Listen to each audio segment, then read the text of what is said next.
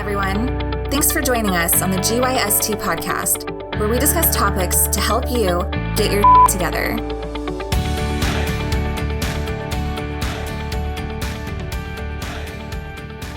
All right, ready? 3, 2, 1. Hello, everyone, and welcome again to another edition of your favorite podcast, the GYST Podcast, also known as Get Your Shit Together. Ladies and gentlemen, you might hear some sadness in my voice. That's because Glenn and I are recording this episode for the second time. We are probably about 95% of the way done. We were getting ready to wrap up, and then my computer froze, and with it, the files. So we're going to sound even better this time because we're saying it twice. So this episode is all about the average person. Does the average person think forward or think backwards? So really what that means is when you think about your life, are you thinking about the past and living there, or are you thinking about the future and how you can make the greatest amount of impact? So with that, Glenn, if you don't mind, what do you think? Do you think people tend to live in the past, or are they a little bit more, forward thinking? To be honest, I think most people are happy living in the past. Oh, why is that? It's easier to live in the past and blame your past, blame things that happened to you in the past than it is to look at yourself in the present and say, you know what, this is my fault that I'm where I'm at right now. They'd rather point to the past events and say, I'm not who I could be because of the past. What are you doing about the future? Mm-hmm. Where do you want to be then? And for those who are hearing that lovely noise, Glenn is having some yard work done at his house, and the landscaper is just having to be blowing leaves right now. Yep, fun times. So, yeah, it's true. What I feel is the average person lives in the past because it allows them the flexibility to be the victim. So again, that contrary to what most people are going to say, but by living in the past, it allows them the flexibility to remain a victim. Because when I'm telling the story about my past, I'm telling you about all the injustices that have kept me from living my ideal life. I wanted to be president of the United States, but Glenn, you don't understand, like all these things happened and so got in my way and this held me back and I lost this scholarship and just whatever. I'm going to tell it from the standpoint of I'm the innocent one, and all these things were really what kept me down. Because no one's going to, at least the average person, is not going to say, you know what, I'm not living my ideal life now. I messed up.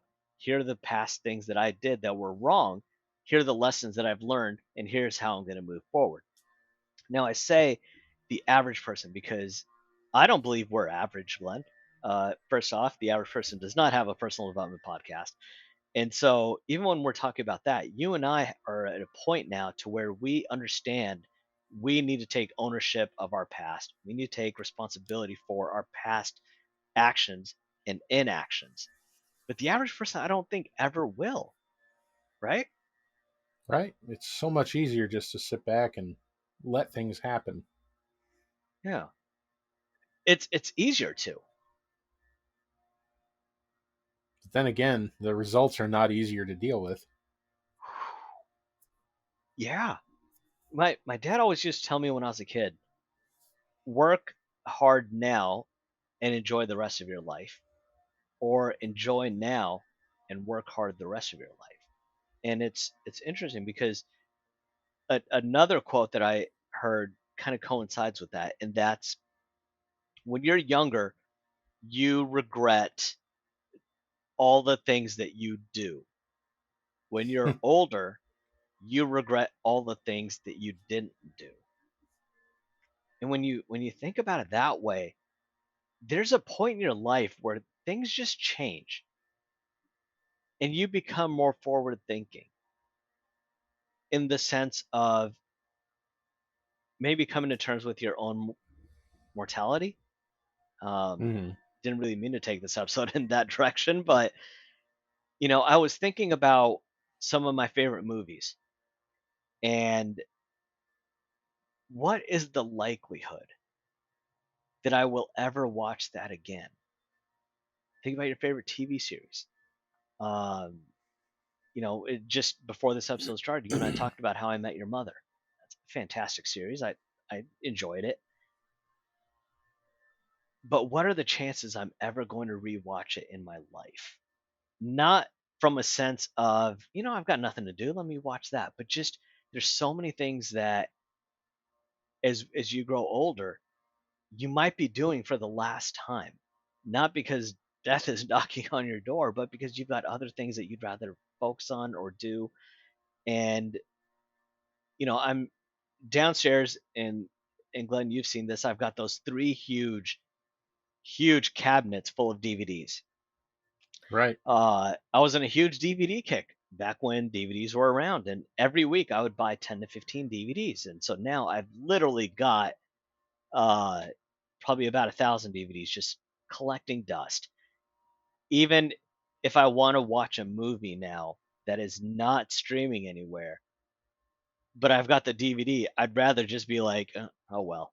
I'll find something else to watch, right? Yeah, because I only have one device in my entire house that even has a drive anymore. That's my old Xbox. Aside from that, if I can't buy a CD because I have nothing to play it in, none of my cars, none of my like devices, and so even though I've got the DVD, I'm not going to pop it in. I'd rather just watch something else. So Right. all that media is worthless. I can't even give it away. Um, but you have to think about what are you going to do tomorrow differently than what you're doing today. And so, Glenn, like what is something that you maybe always turned down in the past, and then one day you were like, you know what, like I'm gonna try this, or I'm gonna give it a try, or something that's gone on to change your life. Hmm. I are I don't know. Are we doing something right now? I think. Oh wait, this podcast. Oh yeah. Hey Glenn, you want to join my podcast? Nah, not my thing. Not my thing. No, no thanks. Hey Glenn, I'd really like you to join this podcast. Okay.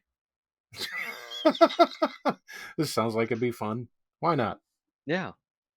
Well, and think about it. See, most people live their life on autopilot. The vast majority of the people live their life on autopilot. I'm going to say if you're listening to this podcast, you are part of the exception because this is a personal development related podcast. So already you're recognizing that tomorrow can be better than today and that you have the power to do something about it. So already, like I mentioned, you are doing things that are outside what the average person would do. But the average person is living their life on autopilot. They are avoiding new things out of fear of looking embarrassed or fear of just not knowing what to do. And they're going to allow those fears to hold them back. And for the longest time, maybe that was one of your reasons. I don't know.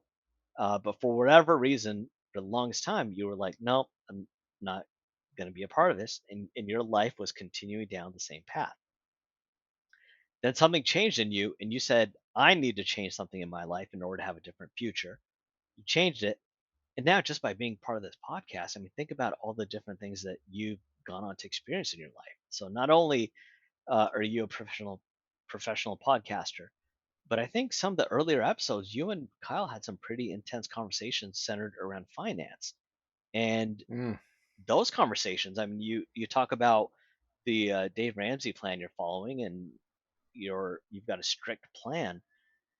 So years ago, just by you saying, you know what, fine, I'll change something in my current routine has drastically changed your life. And what was it, if you don't mind talking about it, that kept you from saying yes initially? Then what was it? Why did you say yes? And then what I'd also like to know is when you were a couple episodes in or something like that, did you have a point where you're like, this isn't for me? Like, can you walk us through that journey? Sure. So, interesting backstory is right as I was being asked to join the podcast, I had just taken on a new roommate. I believe you remember that. And I originally turned down the podcast. It's like, no, I'm not going to have much time. And to be honest, personal development, not my thing. Then I was noticing some things that were just starting to become a circular pattern in my life. My career, the way I dealt with people, my finances, my weight. I just went, you know what? I've got to change something here because whatever I'm doing right now is not working for me. So I started saying yes to things that I would normally say no to. So when, Rohit came back to me and said, "Hey, Glenn, I really think you should join this podcast." I'm like, "Okay, sure. I'll come listen." I ended up listening in on a very powerful episode, the suicide episode. It's the first episode I actually sat in and listened in on. That was a emotional tearjerker of an episode because we talked about some serious issues that we've all gone through. And at that point, I went, you know what? I don't really open up about myself to anyone. This might be a good way to force myself to do that too. I said, okay, I'll record a couple episodes. I'll be in there. I'll be on air a couple times. We'll talk about my personal life. Why not? It's something I don't normally do. It's a change in my pattern that ought to break things up a little bit. And well, the rest is history. Shared some deep stories about myself, some issues I've faced, some challenges I've gone through, some painful growth, and some uplifting growth. It's all uplifting in my opinion. Just some of the experiences are a little more painful than others. You learn from bad experiences, and you expand on the good ones. What's interesting about what you mentioned was kind of a shift in your mindset that happened when, let's see, are you still there? Yep, still here. Okay, we kind of lost your video feed there, so I don't know what happened there. But what's interesting is the change on your perspective. I did, we've talked about my seminars in the past, and one time I was talking about taking ownership and responsibility of your life, and this lady who I'd known for years was struggling in her marriage, and I told her, I was like, look, you and your husband come. It's my gift for you. I'm going to gift you 2 tickets, and I'd like for you to attend. And I guarantee you that there are some exercises that we're going to do that is going to completely make a direct impact in what you two are going through, and I think you'll be stronger because of it. And uh, he was on board, and she said, "Yep, I'm in as well." And so they came. And what was interesting is the part where I started talking about taking responsibility and ownership of everything that's going on in your life. She just stood up and said, this isn't what I signed up for. I thought you were going to share some tips and tricks on how I can change my life. But instead, you're asking me to be responsible when I'm the victim here. And she walked away. And so I've never had that before in all the years I've been doing these events. But I realized I realized I didn't say anything to offend her. It wasn't about me. It was 100% about her. It's how she interpreted it and how she didn't want to face responsibility. And her husband stayed the entire time. The entire time. Comes up to me afterwards and said, when she walked out, at first I just thought like, that maybe this just wasn't for her. But after staying and experiencing everything that I did, I realized it's not going to work out because this always happens. When the going gets tough, she gets going. And what was initially meant to bring them together was one of the final straws that brought them ultimately apart. And because it's painful to live in the unknown of the future, because we don't know what that's like. But I can tell you what my past is like. I'm innocent because these are all things that happened to me. But so few people are going to say, you know what, Glenn? Yeah, bad things have happened in my life, but this is how I allowed them to come into my life. I've often shared my experiences with The Secret, um, the law of attraction, and how it's drastically changed my life. And I love speaking to people who say uh, it's not for them. And when I ask them why, they say, "Oh, you can't just say, oh, I want a new car,' and go out to your garage and boom, there it is." You're absolutely right. That cannot happen. That is called magic. Um, what the law of attraction teaches you is you have to visualize. So in that respect, yes, I'm going to visualize the car in my garage. I'm going to visualize me sitting in there. I'm going to visualize me holding the steering wheel. But then I also have to take some action steps for that to happen. A perfect example. Oh man, I read this article today and it was so phenomenal. It was talking about if you are looking for yellow cars and you just go out and say, I'm just going to look for yellow cars, you're going to see them all over the place because that's what you're looking for.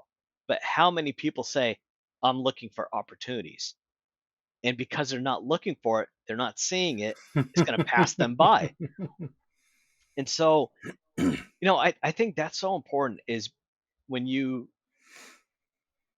if you are living the victim mentality and if you are the average person, you're going to live in the past. If you are forward thinking, you are going to live in the future and embrace the unknown. Glenn, I have known you for a great many years. I think in the last episode you said we've known each other for 13 years or so. Yep. You enjoy video games, very much so. In fact, you bought everything on Microsoft's store, and you and I used to joke around that when I worked for Microsoft, you were paying my salary with the amount of DLC and stuff like that you were buying. Um, It's true. It's true. I know you enjoy that world more than anything. If I could say, all right, Glenn, you've got 2 hours of free time, you can do whatever you want. You'd be like, cool, where's my Xbox controller? And you'd be there. That is living in the present and in the past. By you recognizing that that is holding back your future, and that if you had those extra 2 hours, maybe you could do some more DoorDash and get closer to your financial goals. That's a shift in your focus, and that is powerful. And now instead of living in the present, which is Exactly. based off your past, you're thinking about your future. That cannot be easy. It is one of the most difficult things I've ever had to do. So why do you do I it? Why do you do it? Glenn, why are you doing this? I It have doesn't a make any goal. sense. I have a goal, and the only way to get there is to change up what I've done in the past. I can't do the same things I've been doing. It'll just keep getting me in the same damn spot. So I started listening to Dave Ramsey a few years back, and finally, actually, after having a few conversations with Kyle, I said, you know what, I'm going to actually apply some of these things. It sounds like it's working for other people. Why not? If it works for them, it can't be that hard. God damn, is that the hardest plan to follow? I mean, literally, I my groceries are very simple. My entertainment, I've cut down things that people right now would probably die within an hour of not having. Like, I don't pay for TV. I have internet, but it's because I have to work, and we're all working from home. Um, I don't have streaming services. Um, I don't go to movies. I don't go hang out at the mall. I don't go shopping. Literally every penny I earn is being put towards necessities and towards all my bills to cut down all my bills. That's literally every cent I get. So that means I don't go hang out a lot. Friends get a little annoyed. Oh man, Glenn, can't you just hang out this one time? No, it's not in my 5 year plan. Sorry. I love you, but no.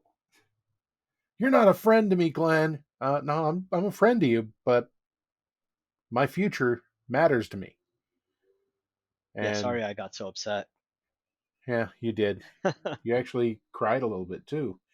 Tears of And joy. almost What's that? almost made me feel sad and made me want to apologize, but then I remembered, wait, 5 years and I won't have a bill to my name except for taxes. I can live with that.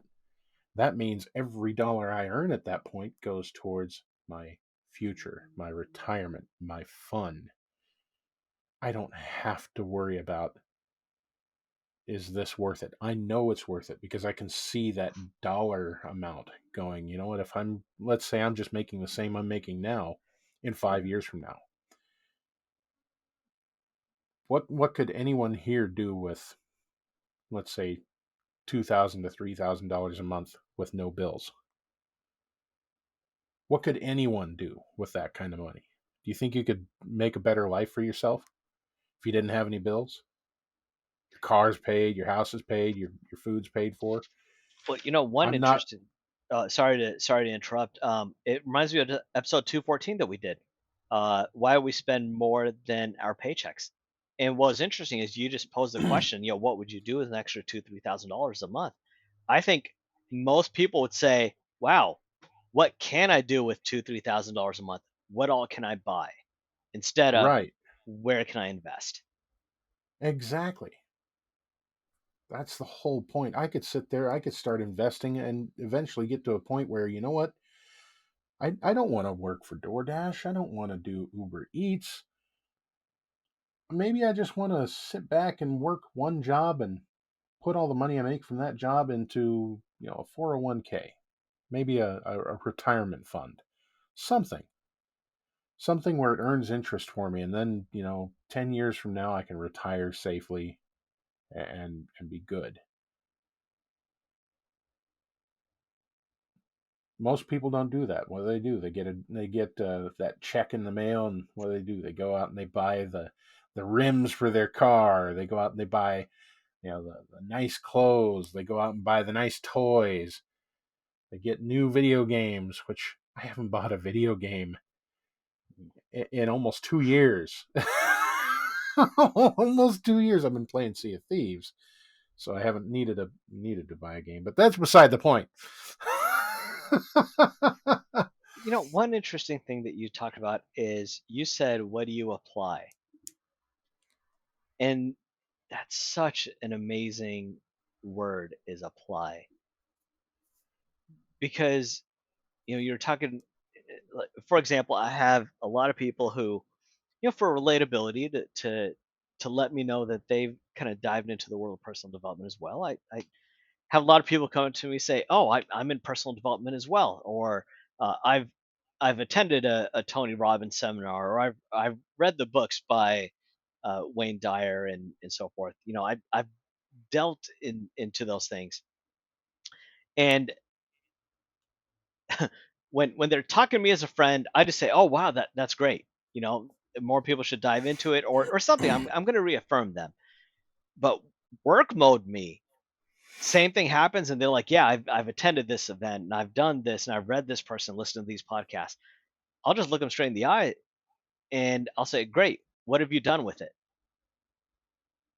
And then I don't, I just let them respond. And most of the time, it's like, well, you know, and they stumble because I think very few people will apply personal development. A lot of people I know who actively listen to this podcast will send us emails saying, uh, these points that you shared were great, And I'm like, great. Well, that's fantastic. But how has it impacted your life? Don't just be another person who likes and saves Instagram posts with empowering messages on there. What are you going to do about it? Uh, Mm-hmm. I shared my wall. I've got a wall downstairs dedicated to personal development. And so a lot of times, when you're out shopping, you see these personal development quotes. If there's one that speaks to me, because I'm not doing it to impress anyone else, I'm not doing it for their aha moments. I'm doing it for 100% selfish reasons. The quote means something to me. I'm going to buy it and I put it up there. And every now and then I would just sit there on the kitchen island staring at the wall, and one will just pop out at me.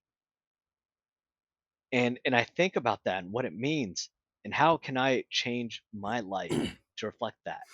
And a perfect example of one I think that fits this topic of do we think forward or think backwards is I've got one that says the best way to create the future, or sorry, the best way to predict the future is to create it. The future is unknown. That's why the average person is going to shy away from living there. To the learned, that is power because it's unwritten. I get to write that story. I get to decide whether or not Frodo drops the ring. I get to decide whether or not Luke joins the dark side. I get to decide. And when you get to decide, that is where the real power comes in. That's when you stop becoming a victim. That's when you stop living in the past.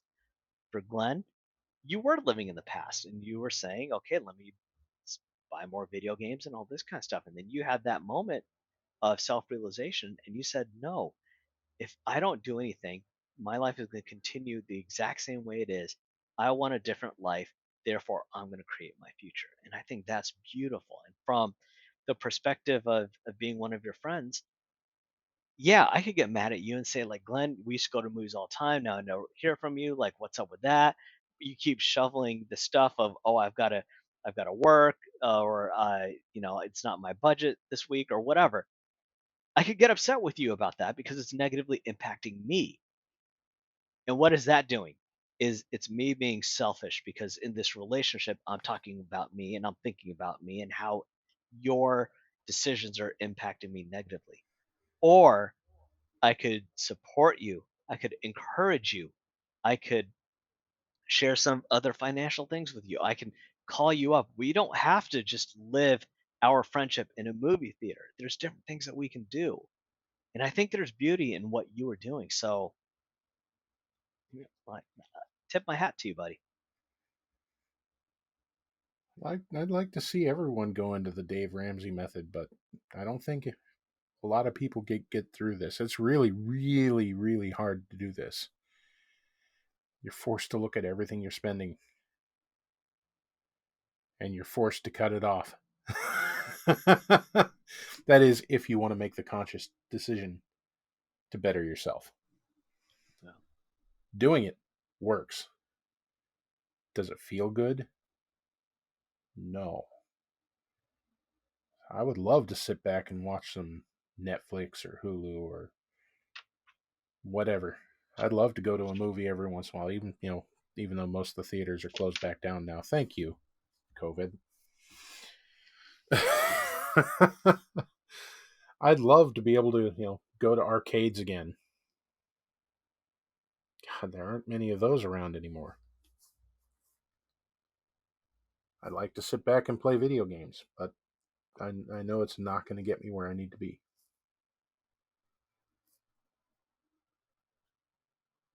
So But with this, that's that whole living in the future versus the past. People like living in the past because they know it. It's something they can spin their own yarn on, something that's already happened. They can make it look like they were the hero and everyone else was just picking on them.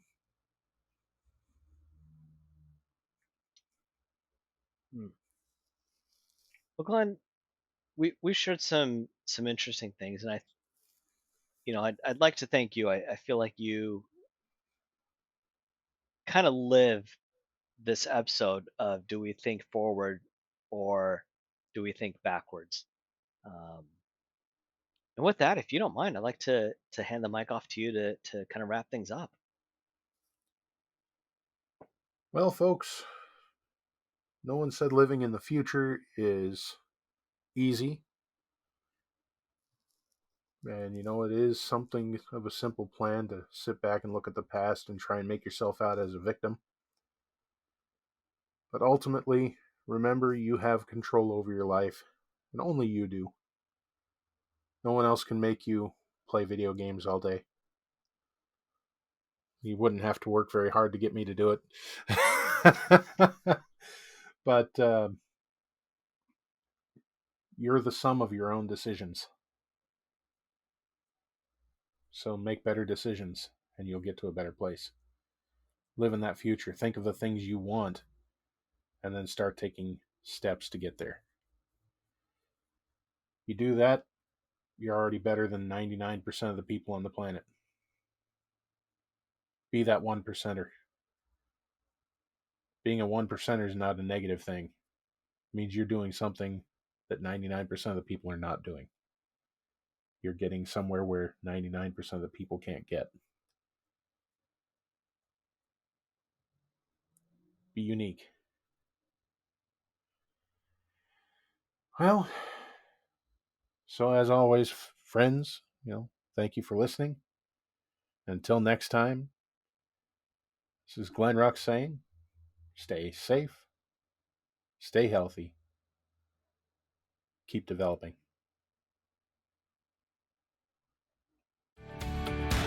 Thanks everyone for listening to our GYST podcast. We hope you learned how to get your together.